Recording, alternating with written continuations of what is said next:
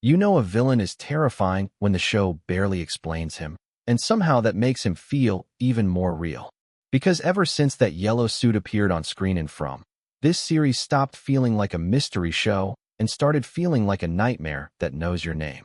And honestly, Season 4 takes that fear and pushes it into something way darker. The man in yellow isn't hiding anymore. He's not sitting in the shadows pulling invisible strings. This time, it feels personal, like he's finally stepped into the room, and everyone in that town just realized they were never trapped with monsters. They were trapped with him. What makes this character so creepy isn't just the violence. It's the calmness. The way he watches people suffer like he's already seen it happen 1,000 times before. That's the feeling Season 4 keeps hammering into your brain. Every conversation, every strange coincidence, every hallucination suddenly starts feeling connected to this one figure standing at the center of the storm. And the scary part is, the show never gives you enough answers to feel safe. It just keeps feeding you tiny details that make the mystery worse. The moment he started shapeshifting, I think everybody watching realized this thing isn't human in any normal sense anymore. That transformation scene felt genuinely disturbing because it wasn't played like some flashy horror movie effect. It felt wrong. Bones cracking, behavior changing, voices slipping in and out, like the town itself was trying to wear a human face. And that's what makes the man in yellow different from the other creatures. The monsters hunt people. He studies them. He gets inside their heads. He understands fear in this deeply psychological way that almost makes the town feel alive. And the more I watched, the more I started thinking this entire place might actually revolve around him. Not just because he seems powerful, but because everyone reacts to him differently. Even characters who survive the monsters completely fall apart when he's near. Look at Victor.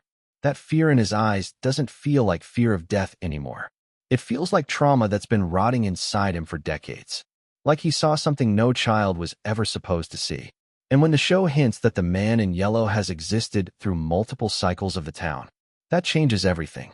Because suddenly this isn't just a cursed town story anymore. It becomes a story about repetition. About suffering happening again and again to different people while one figure remains untouched by time. That idea honestly freaks me out more than the monsters outside at night. Imagine realizing the horror you're living through has already happened before, maybe hundreds of times, and somebody has been standing there watching every version of it unfold. What I love is how the show quietly drops clues without screaming them at you. The paintings, the visions, the old memories. Tiny fragments that suggest this thing has been connected to the town long before any of the current characters arrived. And that's where the theories get really interesting. Because if the monsters were created through some kind of deal or sacrifice, then who made the first deal? Who opened the door? The man in yellow feels less like a prisoner of the town and more like its architect. Almost like he built a machine powered by fear and grief, and every new group of residents just keeps feeding it. And then there's the possibility that he's not even the final evil. That's the terrifying part nobody talks about enough. What if he's serving something worse? The show keeps teasing this idea that there are forces beyond human understanding controlling the cycles, the voices, the visions, the symbols, and he might just be the face of it. The messenger, the collector, maybe even the first victim who became something else entirely. There's also something incredibly unsettling about how casually he moves through rules that trap everyone else. Talismans don't seem to matter. Daylight doesn't matter. Distance doesn't matter. He appears wherever he wants, like reality bends around him instead of the other way around. That creates this constant tension because the audience realizes there's nowhere truly safe anymore. The old survival rules that gave the characters hope suddenly feel fragile. But the smartest thing From does with this character is keeping his motivations slightly out of reach. We understand enough to fear him, but not enough to predict him. And unpredictability is where real horror lives. One moment he's manipulating someone emotionally. The next he's standing there almost amused by the chaos around him. It's like he enjoys watching people break more than killing them. That psychological cruelty makes him feel ancient, like suffering itself took human form. And I think that's why fans are so obsessed with him right now.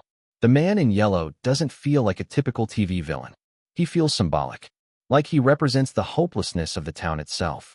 Every secret, every death, every repeated cycle somehow leads back to him. Even when he's not on screen, The atmosphere changes because you're waiting for him. That's powerful storytelling. What really hit me, though, was realizing Season 4 is slowly shifting the story from survival to confrontation. The characters are starting to understand that escaping physically might not be enough. They may actually have to break whatever cycle this thing created. And for the first time, there are tiny hints the man in yellow might actually fear that possibility. Just little moments, little reactions. But they matter. Because when an immortal-looking entity starts acting nervous, you know the endgame is getting close. And honestly, that's what has me hooked right now. Not just the mystery itself, but the feeling that every answer is going to cost these characters something emotionally devastating. From has always been creepy, but Season 4 feels heavier, more personal, more psychological. The town isn't just attacking bodies anymore. It's attacking memories, guilt, fear, identity, everything.